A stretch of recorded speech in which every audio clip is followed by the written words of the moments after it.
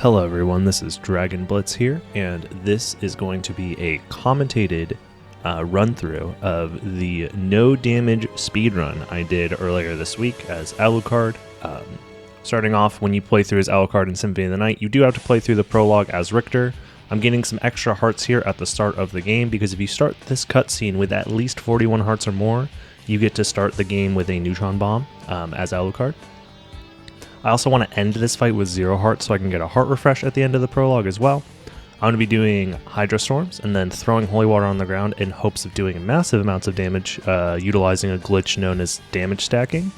If I get these damage stacks, it's great. You can see right there, Dracula's health kind of just like falls really fast for a second.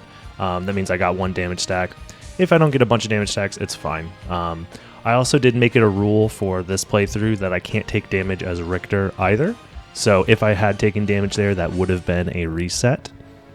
But yeah, the entirety of this playthrough, the goal is to get to the end of the game as fast as possible without taking a single hit of damage whatsoever. And we will use any tools at our disposal to accomplish that goal. Starting out, this prologue sequence is pretty chill. Overall, you're going to be seeing me do shield dashing. I'm just backdashing, canceling the backdash with the shield input, and then doing that over and over and over again. I'm preemptively slashing the ground here while zombies spawn up because I don't want to get hit by a randomly spawning zombie. In general, you should only have to kill 3 if you're going through that room relatively fast. And then coming up into this next room, I'm only going to be killing the first 2 wargs of this area. And I'm going to be saving that last warg here. I need to jump over it as it does its bite attack, because I want to get in a specific position while I kill it, because it will give me a level up. Here I'm going to be using that neutron bomb, finding that position using the map to buffer my inputs there. Right there, I'm getting a level up, and what happened there is it actually skips the screen where you have to have the cutscene with death and he takes all of your gear away. This is a glitch known as the death skip. There's many ways to do this. In a speedrun sense, that's probably the fastest, consistent way to do it, using the neutron bomb and the level up. The glitch that allows you to skip that room is known as a reverse shift line. It essentially is a glitch where if you level up or pause the screen at a specific position and then backdash, it'll let you skip a full screen length after entering the next load zone in that area. So we use that position and a glitch so we can skip the death cutscene. And now we get to keep all of our very powerful gear, the Alucard sword, Alucard shield, all that fun stuff. Dragon helm in particular. All of those things are going to help us do a lot more damage than we would be able to normally here. The Alucard sword is really great for its range and its ability to kill things in 1 hit. So that way I don't have to necessarily worry about getting hit by certain enemies. Certain enemies are still a problem for a run like this. This section is known as the Clock Rush, and I'll get into why that is in a little bit, but this section of the Clock Rush where you don't have any transformation or extra movement abilities can be a little tricky overall, because there are some enemies that are random. This fight with Sargon and Gaibon is always going to be very easy. You just slash them a couple of times and they will die every single time without even having the chance to do any sort of attack, so long as you start the fight the same way every single time. But yeah, there's nothing too scary in this hallway. You just have to preemptively jump slash these bloody zombies, and you should know, if you're doing runs of this, you're going to know where they are every single time. You don't want to miss that jump because you might accidentally fall on top of that green axe knight, and you want to get out of that room kind of fast because there is a spittlebone that runs around the ceiling in that room, and it can randomly drop spit on you or just hit you outright if you're in its way. But the start of the run is pretty fine up to this point. This next room is probably where I lost most of the runs while doing attempts. It's the randomly activated Fleamen here. They have fully random patterns that you can try and deal with by preemptively jump slashing. That's what I'm doing here in this run. Like, I'm just preemptively trying to slash to avoid a random pattern where the Fleamen jumps from like halfway across the room and lands directly on my face. But I think those Fleamen are what caused most of my resets when I was doing attempts of this. From here, most of the enemies shouldn't be too much of a problem. They all have very slow attacks. I did go out of my way to pick up that stopwatch. I'm going to be using that in a little bit for the next boss fight with Doppelganger. And I guess to reference back to why we call this section the clock rush. Essentially, this whole section of the game, when you're doing speedruns of it, you can't really save time at all because there is a global cycle that you're essentially racing against. I made a whole video talking about the clock rush and explaining it in great detail. I'll have that linked in the description. It's a race against the clock. The biggest barrier in SotN speedrunning is the name of the video. But essentially, a TLDR of that is there's a clock statue that blocks your path to the Coliseum, and it only opens every other minute. So on even numbered minutes, it's going to be open for us, and then on odd numbered minutes, it's going to be closed. So the fastest we can reasonably get there in a run like this is going to be in under 8 minutes. So as long as we're there in under 8 minutes, we have to wait for the statue to open anyways. So if I lose a little bit of time just messing around or not having optimal movement, it doesn't really matter as far as a speedrun goes. You're not losing any time at all. And right there, you can see the stopwatch completely invalidates Doppelganger. He's one of the few bosses that is like fully frozen by the stopwatch. I'm not sure why they programmed that in. It might just be an Easter egg. I'm not sure. But yeah, you can just kind of hit him and not have to worry about any of his random patterns at all. And from here, all these enemies are extremely easy to deal with when you have a single shot killing sword like the Alucard sword and with a massive hitbox like it does. So this makes the beginning of the run mostly about movement and getting to the clock statue in a specific amount of time. There, I do go out of my way to kill that one guy. Funnily enough, it helps to set up your levels in this speedrun. Because again, I am trying to go fast here, and if you set up your experience in a specific way, you can allow yourself to skip certain level up animations throughout the run. And those level up animations do add up. Every extra level up animation costs about 3-4 seconds, somewhere around there. Here I'm grabbing a garnet because, again, this section I can't lose time, and that garnet's going to be used later in the shop as a sellable. And I'm going to be using it for a glitch as well, so that's going to be fun, getting to show off the shop glitch. But yeah, the whole purpose of this section, by the way, was to get the Soul of Wolf. I forgot to point that out. The Soul of Wolf is really useful for movement early on because we used it to do a sloped wolf jump. If you jump as the wolf off of a slope while you have running speed, you actually maintain that running speed into the air. So it's useful for getting extra height on sloped surfaces. It's also useful because in this game, the only way to have access to a dive kick is if you either have the leap stone, which is the way that you get the double jump. Basically, the leap stone gives you a double jump. Or you have to transform into one of the 3 transformations, wolf, mist, or bat. Or, oddly enough, if you have a thrust sword, something like the Claymore, it has a thrust sword attack. If you press back, forward, and then attack, it'll give you access to a dive kick for whatever reason. And we're going to be using that dive kick that we got from the transformation here to dive kick off of this candle, which will give us just enough height to get into this area right here. And that was us waiting for the statue to move because of the clock rush, as we talked about earlier. So here, getting that life max up doesn't really matter. It's a little slow, but at this point, we just had to wait 8 minutes to get to this point in the run anyways. So here I'm killing these skeleton guys because if you do the same movement every time, they can't hit you. But at this point, I think I've lost like almost 10 runs to this point to taking silly damage that I could have easily avoided. So I played this run, I think, a little bit safer than I would a normal speedrun, obviously, because I don't want to get hit.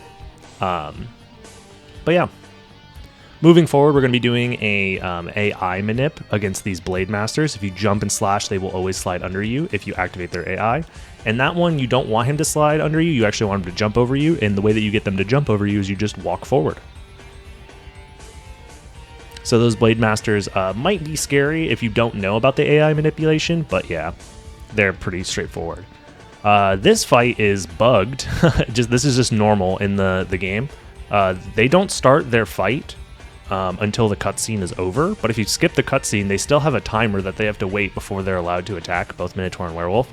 So you can skip the cutscene and then they just sit there and then you kill them, and they don't really retaliate.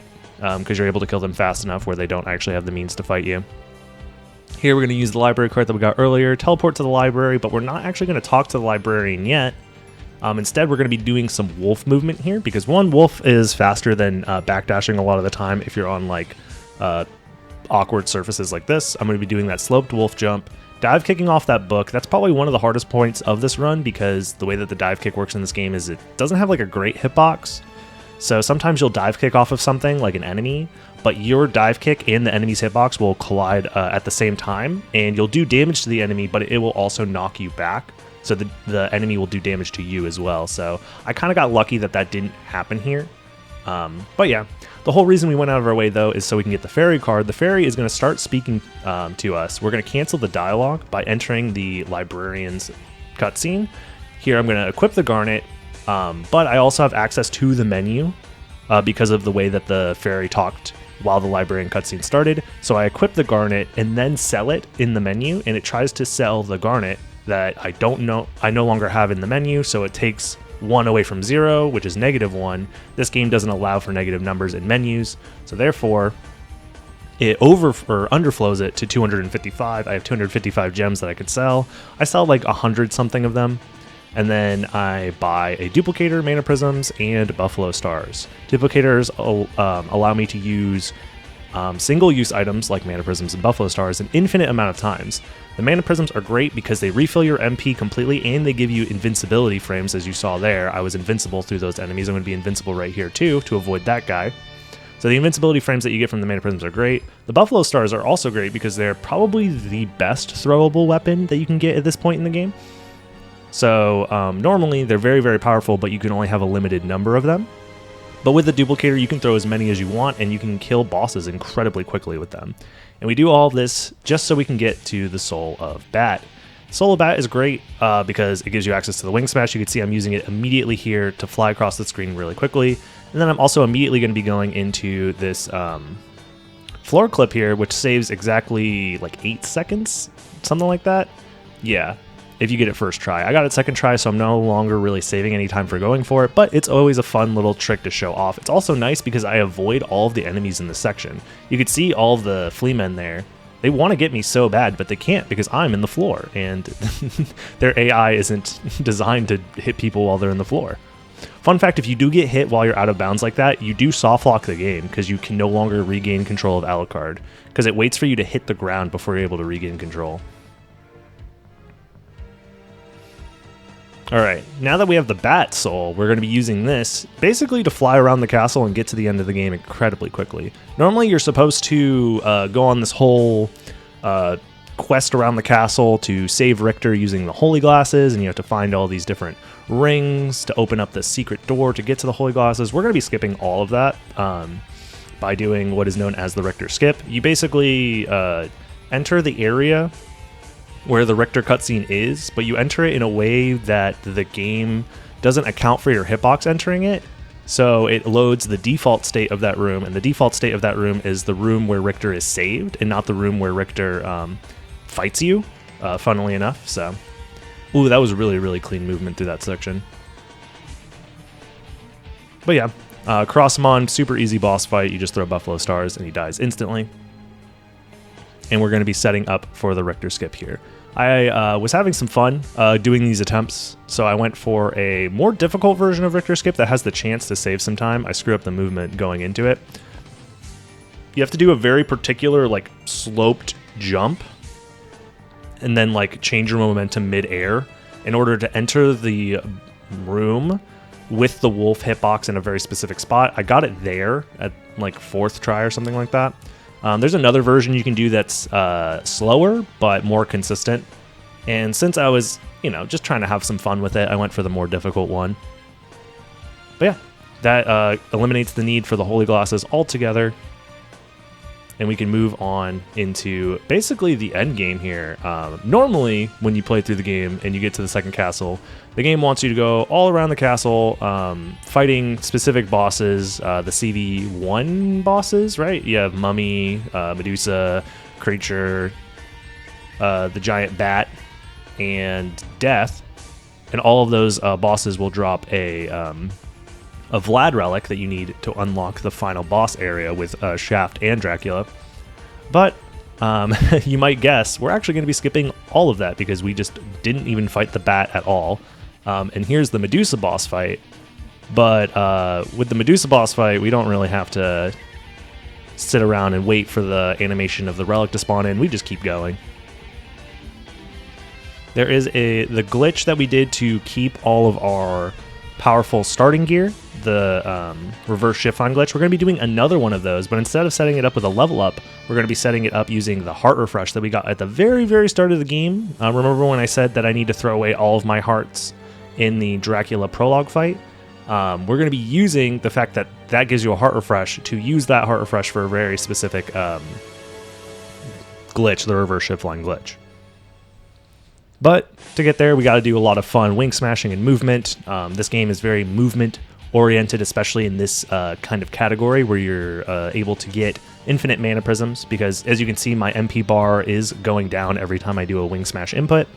And that wing smash input, if you do too many and you don't have mana to refill, you're just stuck without MP, and then you can't wing smash, and wing smashing is really fast. So it's really nice to be able to do infinite wing smashes here.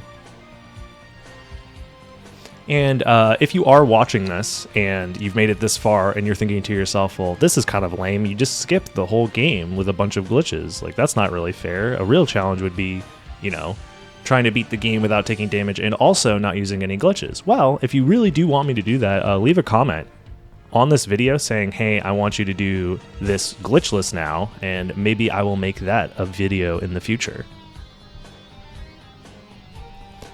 But speaking of glitches, here it is. I'm setting up the reverse shift line. Here you have to be in a very specific position. You have to move forward and then use the heart refresh on the next frame. I missed it by 1 frame. There we go. The position I was in did technically give me a 2-frame window, but it's still 2 frames is pretty tight timing overall.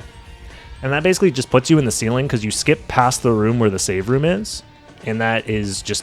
There is no room there, so it like tries to get you back in bounds by pushing you down. It pushes you down into the ceiling because you were above the ceiling before, and you just keep moving, and then you find the other save room, and behind that save room is the end of the game. And here we are at the very end of the game. Just about 17 minutes to get to this point.